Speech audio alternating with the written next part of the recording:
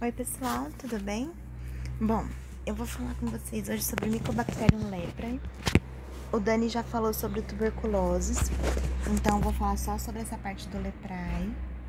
E aí depois a gente vai montando o quadrinho, não se esqueçam de ir montando, tá? Eu vou usar o nosso resumo, mas no livro tem conteúdo e tem também no material da professora.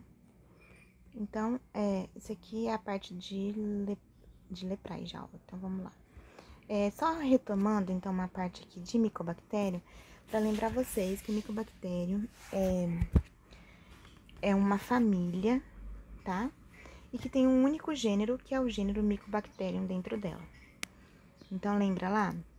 Aqui a gente tem o filo, classe, ordem, família e gênero, tá?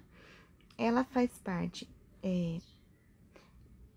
do reino Monera, que é das bactérias, filo Actinobacteriaceae, classe Actinobacterias, ordem Actinomycetales, que são os actinomicetos, e a família é Mycobacterium, gênero Mycobacterium. O que é importante a gente lembrar dessa parte da família, tá? Porque também faz parte da Mycobacterium leprae, já que ela é uma espécie desse gênero, dessa família. Ai, desculpa que eu mexi aqui, o negócio saiu do lugar. Bom, é importante lembrar que essa família é bem grande, tem aproximadamente 120 espécies. O Murray da 7ª edição traz que são 150 espécies. São aeróbias, então elas precisam do oxigênio para se metabolizar, imóveis, então não vão ter flagelo, e não são esporuladas, graças a Deus. Mas tem outros fatores de virulência, então elas vão causar doenças sérias, tá? Algumas podem não causar doenças no ser humano, mas as que causam doenças persistentes que a gente tem na história, aí, tipo lepra, tuberculose, há muito tempo, né? Desde na Bíblia conta a história de lepra. Então, assim, deve ter registros mais antigos que eu não conheço, antes da Bíblia, mas eu sei que é bem antigo, né? Todo mundo conhece. A lepra é uma doença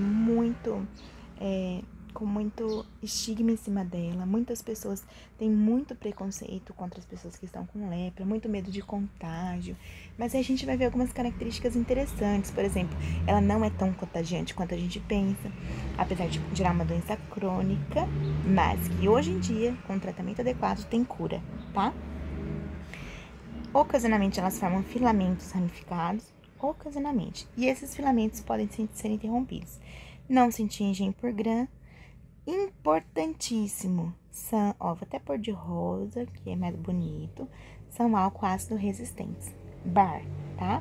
Bacilos álcool ácido resistentes. Por que eles são bacilos álcool ácido resistentes? Porque eles têm muito lipídio na sua parede, tá? Na parede dele, ó, ela é uma parede mais grossa que as outras, eu já tinha até rabiscado aqui, que eu tentei gravar, mas ficou sem som, aí eu tive que começar de novo. Então, a parede dela, ela é uma parede mais grossa que as outras. Olha só. Olha uma gram positiva, uma gram negativa e a micobactéria. Tá vendo como ela é bem mais grossa? Todas elas têm essa membrana, que é a membrana citoplasmática, tá? Que tá em volta da célula. Depois disso, elas vão ter o peptidoglicano, tá? Olha o peptidoglicano da gram positiva, é grosso. O da gram negativa é mais fino. A diferença da gram negativa para a gram positiva, relembrando, é que a gram negativa, ela vai ter uma membrana externa, onde a gente vai ter um lipopolissacárido, que vai gerar uma endotoxina, tá? Vai ter lípidos ali que geram endotoxina, como a gente já viu, só tô relembrando. Na gram positiva, a gente só vai ter uma parede bem grossa de peptidoglicano aqui, com ácido teicoico, lipoteicoico, tá? Mas não vai gerar endotoxina. A Mycobacterium, olha só, ela tem a mesma membrana plasmática, vai ter o peptidoglicano mais fino que a gram positiva, mais ou menos igual ao do gram negativo, só que ele não tem essa membrana externa do gram negativo, tá? Então, ali ela vai se diferenciar. Então, eu não posso dizer que é um gram negativo, mas também não posso dizer que é um gram positivo, porque não é tão grossa, não se tinge bem pelo gram, e ela tem umas estruturas diferentes aqui, tá bom? Se eu fosse ter que classificar ela no gram, eu diria que seria uma gram positiva, porque não tem membrana externa, mas mal tingida, porque possui gordura, tá bom? Mas não, a gente não usa gram pra identificá-la, porque não vai se tingir bem. Então, eu vou usar o quê? Bar, que é o teste, eu te coloreio com Ziehl-Neelsen, tá? Ziehl-Neelsen é o que eu uso quando eu tenho gordura na parede. Então, eu vou me colorear com eu vou colorear essa bactéria com essa tinção, e lá eu vou descobrir que ela é um bacilo álcool ácido resistente. Lembra quando a gente viu Nocardia? Nocardia também era um bacilo álcool ácido resistente, só que se tingia debilmente. Por quê? Porque os ácidos micólicos dele, que são as partes de gordura, são mais curtos. Olha o ácido micólico da micobactéria, ele é bem comprido, tá? Ele tem em média, se não me engano, são 70 carbonos. Aqui, ó, de 70 a 90 carbonos. Enquanto a de Nocardia a gente viu lá em cima, que tem menos carbonos, tá? Então, é isso daí a diferença dela, e por isso eu vou usar essa tinção. Então, aqui, ó, membrana celular, péptido glicano e os ácidos micólicos extremamente importantes. Também vou ter lipídio aqui, vou ter umas porinas, ó, tá? Que são proteínas. Ela é bem legal, tá? 60% da parede celular dela corresponde a lipídio. Tudo bem? Então, relembramos essa parte aqui. Vamos relembrar também que o cultivo é lento, tá? E tem uma coisa interessante lá que eu vou voltar a falar com vocês quando estiver falando especificamente. Não vou falar agora, não, senão vou confundir. O fator de virulência, então, das micobactérias é a grossura e a superfície hidrofóbica, porque tem gordura, lipídio, que é apolar. Se ele é apolar, ele não vai interagir com água, tá? Não interage com água. Então, ele é hidrofóbico. Quando tem interação com a água, é hidrofílico, certo? Nesse caso, é hidrofóbico. Essa grossura e superfície hidrofóbica confere resistência a essa bactéria. Ela tem uma resistência tanto aos desinfetantes quanto às tinções de laboratório. Então, ó, eu consigo somente passar um alquinho e me livrar dela? Não, não vou conseguir, tá? Então, eu vou ter ela é resistente à maioria dos detergentes. Depois, mais pra frente, a gente vai ver qual não é. Ou o Dani já deve ter falado.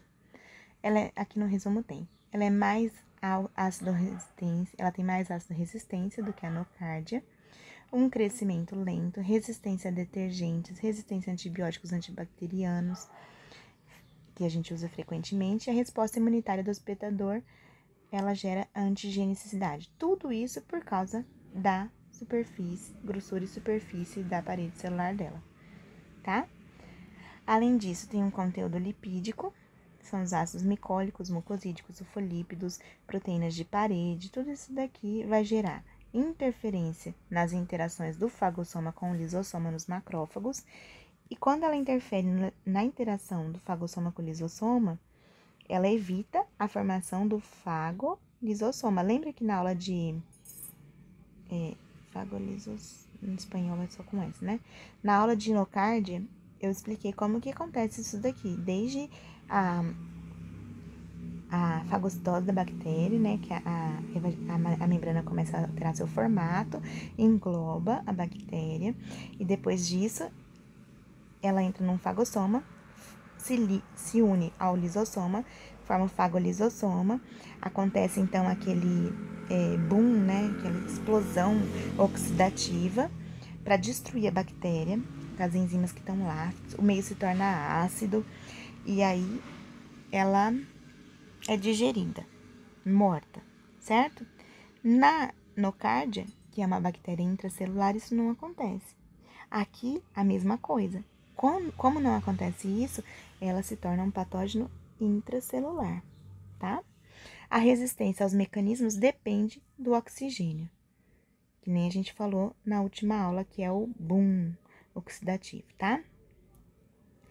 Além disso, na parede dele tem lipoarabinomanano, que faz a fixação da superfície nos macrófagos alveolares. Elas que vão fixar, isso aqui vai fixar, vai se unir aos macrófagos, e aí acontece a fagocitose. Como ela não deixa formar o fagolisossomo, ela fica morando dentro do macrófago. Lá ela vai se reproduzir, se replicar, e vai se tornar um patógeno intracelular, vai usar todos os nutrientes do nosso macrófago. A inibição, e esse lipo também faz a inibição da apresentação do antígeno ao linfócito T, impede que o antígeno seja apresentado ao linfócito T, tá bom? Então tá, vamos lá, já direto, como o Dani já passou essa parte, eu vou pular direto pro Leprai, tá bom? Chegamos. A Mycobacterium lepra ela é da família das micobactérias, a gente já viu, e ela é um bacilo que causa a lepra, também chamada de hanseníase, tá? A gente usa mais esse termo aqui no Brasil, tá? O bacilo também tem o nome de Hansen, esse Mycobacterium leprae também pode ser chamado de bacilo de Hansen, porque ele foi descoberto por um homem que chamava Hansen, tá? Foi a primeira bactéria descoberta que causa enfermidade no homem, em 1873. Como eu falei pra vocês, essa é uma doença muito antiga, tem relatos bíblicos, relatos bem antigos, deve ter até uns mais antigos que eu ainda não conheço, não sei muito de história, gente, não gosto muito dessa parte. Mas é isso aí, é bem velha e a gente não conseguiu ainda eliminar por completo dela. Ela é endêmica em algumas áreas. O que é endêmica? Eu tenho um número de casos, quando é endemia, um número de casos que já é esperado para aquela região, tá? Eu já normalmente vou ter aquele número estável numa região determinada. Os hóspedes são seres humanos e os armadilhos, que são os tatus. 90% dos casos estão no Brasil, Madagascar, Moçambique, Tanzânia, Nepal. Ela é endêmica nos tatus do Texas e Louisiana. Importante dela, é um bacilo debilmente gram-positivo, não se coloreia bem com gram, fortemente ácido resistente, porque tem lípidos na parede que vão formar aquele complexo de diversos polissacarídeos e peptídeos e criar uma superfície celular serosa hidrofóbica, tá? É imóvel, não tem flagelos, não forma esporas e tem uma forma curva.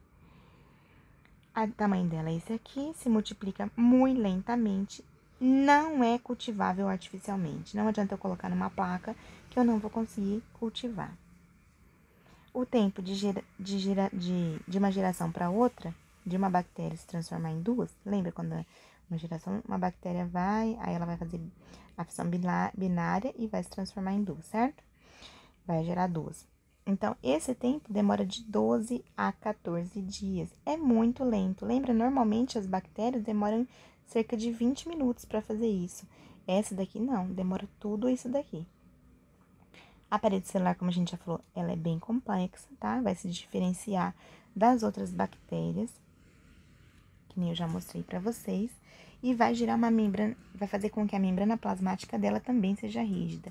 Além daquela parede com gordura, eu vou ter uma membrana plasmática rígida, porque a D-alanina dela ela é trocada pelo aminoácido glicina. E isso torna a membrana plasmática dela mais rígida, moderadamente densa, o que faz com que essa bactéria seja altamente patógena e possa sobreviver dentro da célula. Mais um motivo para ela sobreviver dentro da célula. Não cresce em meios artificiais. Por que ela não cresce em meios artificiais? Porque ela tem alguns efeitos que se combinam com redução ou mutação de genes que regulam a detoxificação, a reaparição de DNA e a alteração do transporte de metabólitos.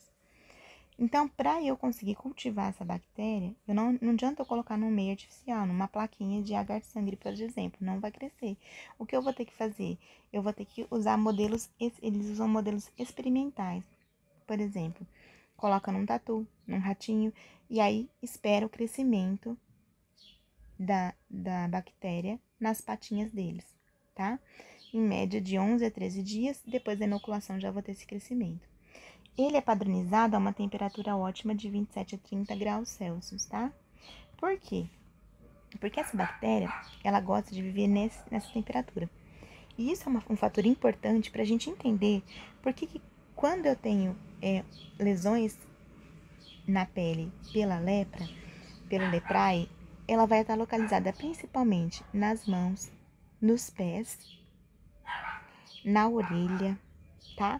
Nas regiões mais extremas do meu corpo. Porque lembrando que o meu corpinho inteiro, ele tem uma temperatura de aproximadamente 36 graus e meio Celsius, certo? Quando eu vou medir, eu uso a axila. Por quê? Porque é um lugar mais próximo do centro do corpo, mais quentinho. Eu posso usar também a via retal, eu posso usar a via oral, tá? Então, essa é a temperatura que é do meu corpo. Mas você já observou que as nossas extremidades, as nossas mãos, os nossos pés, eles costumam ficar mais geladinhos?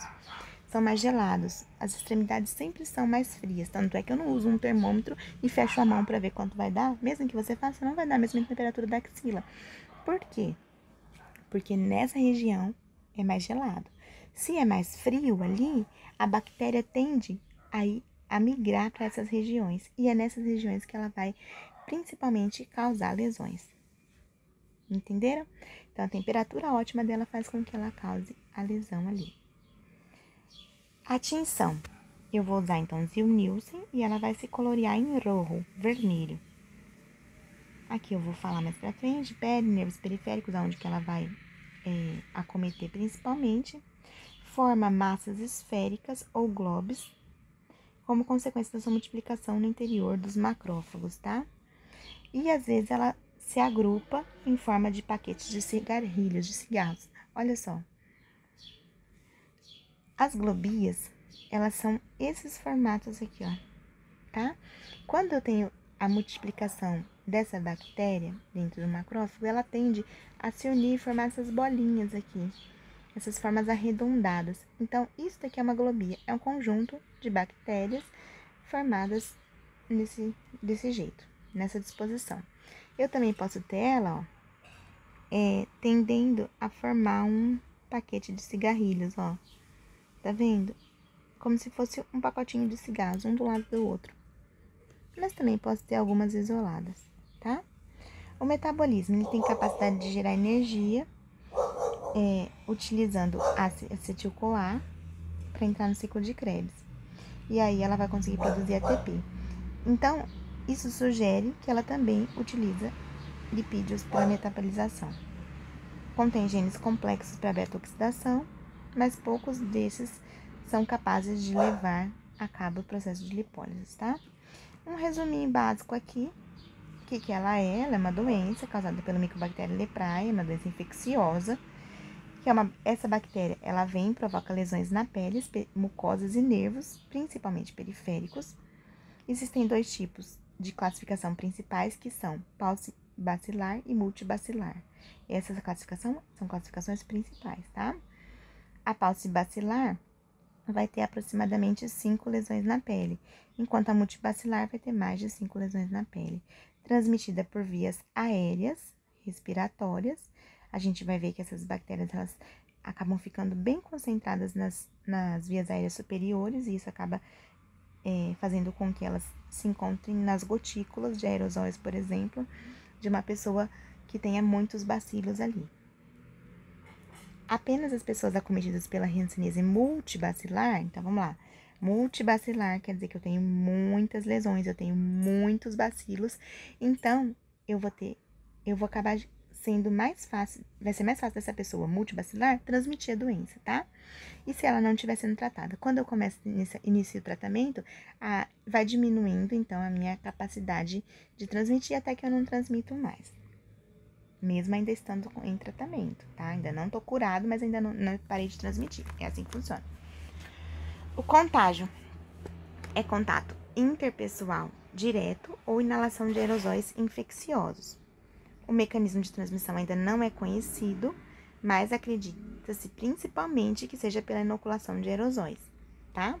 Tem um baixo poder de contágio. Os fatores de risco são aquelas pessoas que vivem num contato prolongado com uma pessoa com lepra, com Mycobacterium leprae, isolada, confinada, então essa pessoa vai ter fator de risco. Por exemplo, a gente pode citar as pessoas que vivem em presídios. Tanto é que a taxa de tuberculose é muito alta nas pessoas que vivem trancafiadas, certo? Tem-se estudado a possibilidade da via respiratória como um canal importante de transmissão, tá?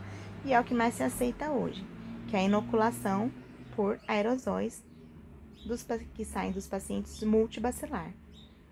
Os pacientes que são multibacilares, eles vão ter aproximadamente 7 milhões de bacilos por grama de tecido, enquanto os paucibacilar têm aproximadamente 1 milhão desses bacilos no corpo todo. Olha a diferença, ele tem muito mais bacilo, o multibacilar, enquanto o paucibacilar tem pouco. Então, o bacilo se encontra num grande número na mucosa nasal, principalmente dessas pessoas multibacilares, e são as que vão transmitir, tá?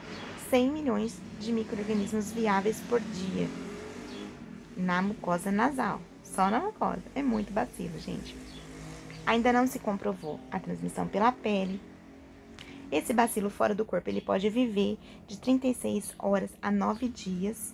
Então, é possível sim que eu transmita por outros instrumentos, tá? Se esse instrumento estiver contaminado pelo bacilo leprae, eu posso acabar transmitindo, me contagiando, certo? Ainda não está estabelecida uma relação com o vetor, mas a gente não pode descartar essa possibilidade, porque ainda não se comprovou nada, nem que sim, nem que não. A lepra tem um poder de contágio baixo. Lembra que eu falei pra vocês sobre o estigma?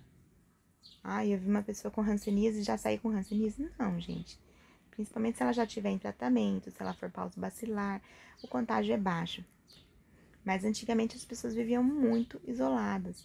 Elas eram marginalizadas porque havia um estigma muito grande. E claro, não havia tratamento, elas se tornavam multibacilares e iriam mesmo transmitir. Hoje em dia a gente tem tratamento, a gente já sabe como funciona a história da doença, como é a transmissão.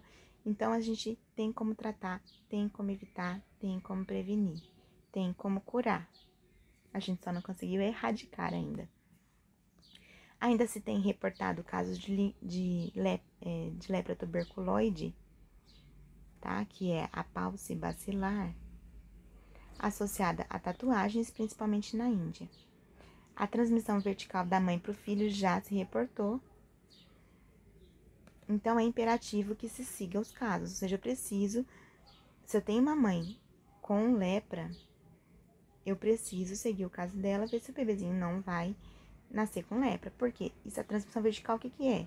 É quando eu transmito da mãe pro feto. É a mamãe gestante que tá transmitindo dela pro feto, tá? A infecção pode ser causada pela entrada e saída da micobactério lepra através do sistema respiratório, em especial pelo nariz. E a disseminação através da pele ainda é menos importante, tá? A patogenia, deixa eu ver quanto tempo deu, se eu já tenho que parar um pouquinho. Vou parar e abrir outro vídeo, senão vai demorar muito e não vai subir, tá?